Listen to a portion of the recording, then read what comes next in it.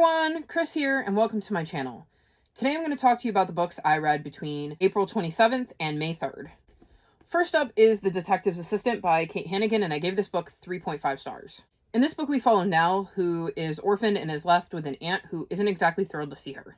Nell's aunt is a detective and barely making ends meet, so she's not quite sure how she's going to afford to take care of Nell. Nell ends up helping out the owner of the boarding house they live in, along with helping her aunt with her cases to kind of help her aunt afford to keep her there. There's one other problem, though. Her aunt believes that Nell's daddy was responsible for her husband's death. Nell, of course, does not believe that her daddy had anything to do with it, and so she also sets out to find proof that her daddy was not responsible for her uncle's death. So I thought this was a cute little mystery book. It was interesting seeing Nell figure out what actually happened to her uncle and how to deal with her aunt. It was interesting getting to hear about her Aunt Kate's cases. Let's see if I can find one.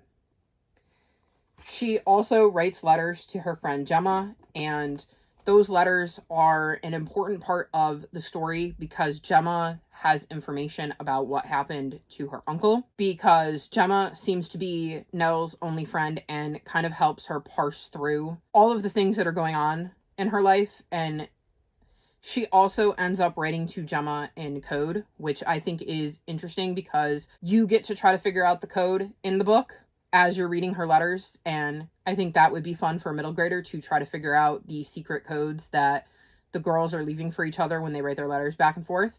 All in all, this was just, a cute little historical fiction mystery, and I enjoyed it. Next up, I'm going to group these two together since they're from the same series, and that is Thunder Rising and The First Battle by Erin Hunter. These are the second and third books in the fifth arc of 6 of the Warriors series.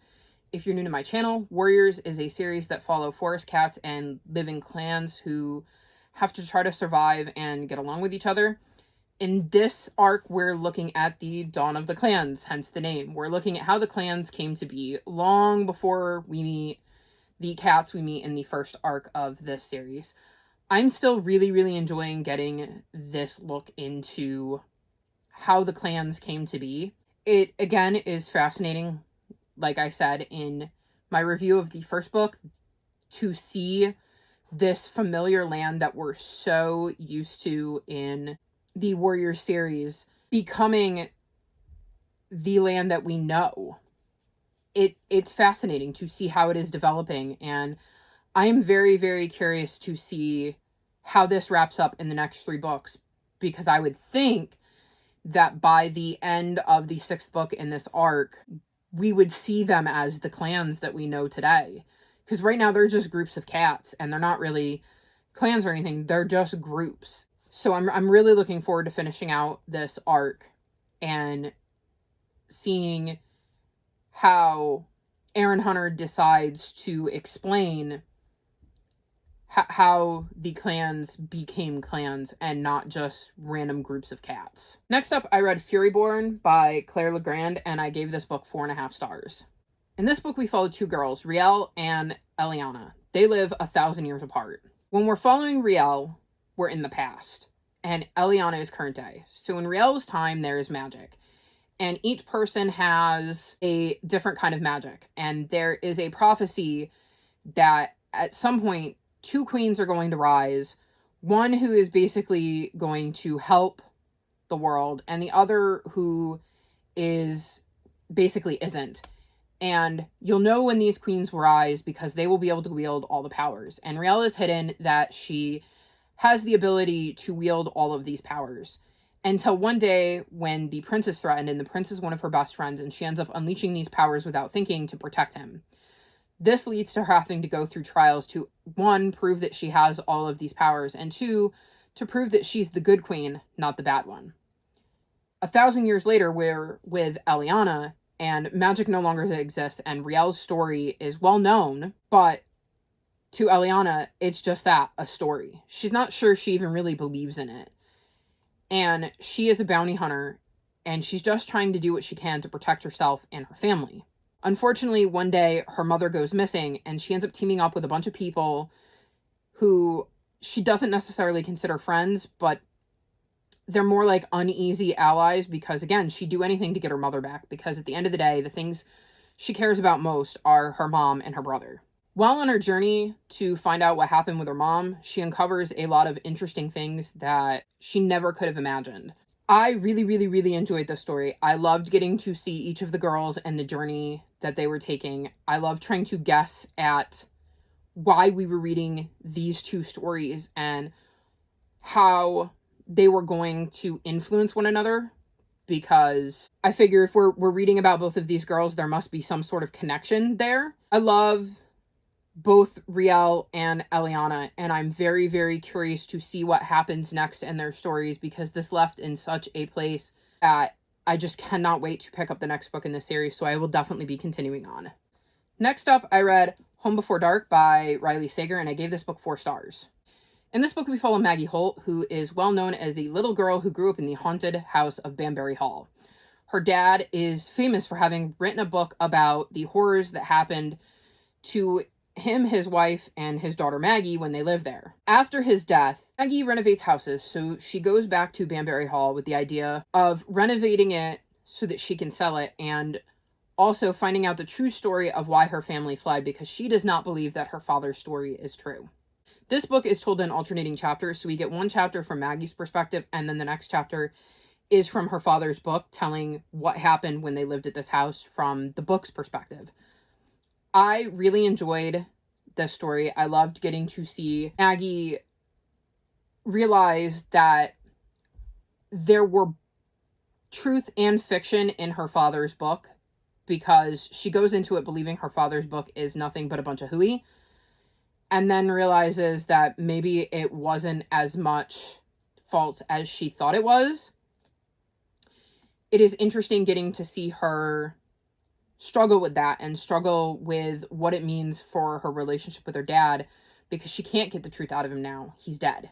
She will never be able to have a conversation with him where they talk about what really happened. So I think it's very interesting to watch her go through this journey of trying to work on the house and discovering the true story of what happened there and why she and her family left. And this is definitely a bit of a spooky book. I would not recommend reading it at night, at least if you are somebody who does not like spooky books like me. But I really enjoyed it, and I will definitely be reading more by Riley Sager. Next up, I read The In-Between by Rebecca K.S. Ansari, and I gave this book 3.75 stars. In this book, we're following Cooper, who is having a rough go of things ever since his father left his family and divorced his mom. His mom has had to pick up a second job, and his little sister Jess has diabetes, so he's had to help his mom and his little sister deal with her diabetes. He is angry and withdrawn and is just frustrated with everything and everyone. Then his sister stumbles across a mystery of a boy who died in a train crash 100 years ago, and to this day is still unidentified. The main info they have on him is an insignia that was on his coat. What is interesting about this insignia is that it's never been seen before the accident or since. Nobody has any information on it, but Jess recognizes the insignia. Over the summer, a girl moved in across the street, and she's wearing a coat with the same insignia. Cooper and his sister then dive into the mystery of what happened to this boy and how it connects to the girl who lives across the street. So this book, in my opinion, is part contemporary, part mystery, and part fantasy. It deals a lot with Cooper and the anger and frustration and hurt he's feeling over the fact that his dad left and got remarried and has a new family and isn't really invested in Cooper and Jess anymore, not to mention the way he treated their mother. And it is interesting to see how that plays into the book and the relationships he has in the book. I thought the mystery aspect was interesting. I liked seeing Cooper and Jess trying to figure out what this mysterious symbol was and how nobody had managed to figure out who this kid was that died on the train, and yet the girl across the street has this insignia too. And she's quite mysterious. Like, in the entire time she's lived there, and I think it's only been a few months at that point, but like, Cooper's never spoken to her. She doesn't go to his school or anything. And it is interesting seeing Cooper and Jess try to puzzle things out. I really liked more of the contemporary aspect, like the seeing Cooper struggle with his anger more so than the fantasy mystery aspect. But I did enjoy this book, and I'm glad I gave it a read. Next up, I read The Ultimate Book Hugger's Guide by Chris Colfer, and I gave this book 4 stars. This is a look at some behind the scenes stuff from the Land of Story series and a guide to like the characters in the world. I thought this was a fascinating look. I liked getting to see how Chris kind of came up with this idea and put things together and his original plans for the series and how that in some ways differed from how the series played out. I thought that was quite interesting. I think my favorite part of this book is an interview he does with Mother Goose. It says Goose/Colfer, the interview of a lifetime. And this interview is literally told like Mother Goose, the character from his book, is in his house interviewing him. And I just laughed the whole time. It was hilarious the way he set this up. If you're into the Land of Story series, I would definitely recommend checking this out because it definitely adds to the series as a whole. And I am very, very curious about a few of the things that were said in this book that make me wonder if we're going to be seeing more books in this world post the last book in the Land of Story series. And lastly, I read Ghost in Trouble by Carolyn G. Hart, and I gave this book 3.5 stars. This is the third book in the Bailey Ruth mystery series. In this series, we follow Bailey Ruth, who is a emissary of Heaven's Department of Good Intentions. And she gets sent back to Earth to help out people who need her assistance. And her mission in this one is to help an old nemesis named Kay, who is almost murdered and would have been if it hadn't been for Bailey's timely intervention. When she finds out that Kay is looking into a former lover's death and believes that it's murder, she knows she can't leave yet because somebody is out to kill Kay, and she's assuming that Kay's probably right about the fact that her former lover was murdered. Otherwise, why would somebody be trying to murder Kay? I'm still enjoying this series. It's not my favorite cozy mystery series, but I do enjoy them. I didn't cotton on to who was doing it until the very end of the book. Like right before the reveal, I was like, oh, I bet you it's insert name here. And so I really like that they were able to keep me guessing until the very end. Like I said, I'm still enjoying it, even if it's not my favorite, and I will continue on with the series. So these are some of the books I've read recently. What is a book you've read recently? If you've made it this far in the video, leave me a key emoji, like this video, and subscribe to my channel, and I'll talk to you next time. Bye!